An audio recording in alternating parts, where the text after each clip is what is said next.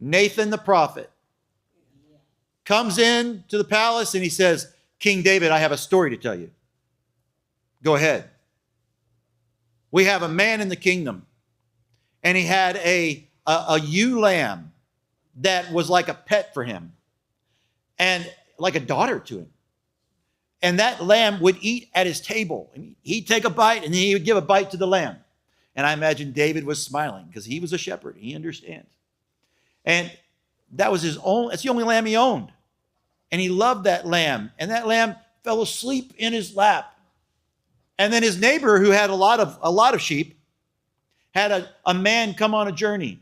But rather than taking one of his sheep and slaughtering that sheep and preparing a meal for that man, he takes the guy who only has one little ewe lamb and who has the pet, and he murders and he slaughters that man's lamb. And he feeds it to his guests. David was enraged. He says, that man deserves to die. And he meant it. Now he better pay back 4 times what he owes. And you're just like, oh man, if David got his hands on that man, he might die out of his anger. And that's whenever Nathan looks at him and says, you're that man.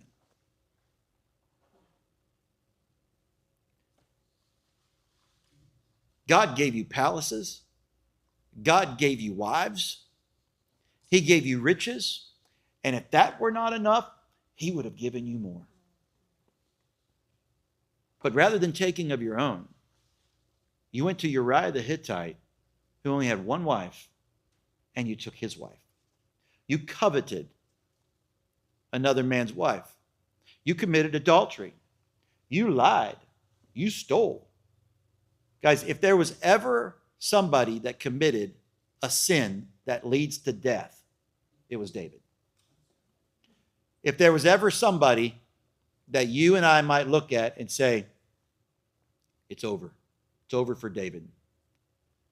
It would be him. And in fact, he deserved to die. He even said it with its own lips. That man deserves to die. And sure enough, David recognized, I'm dead. And that's when Nathan says, but you're not going to die. And your sins have been forgiven, because he confessed. He finally confessed.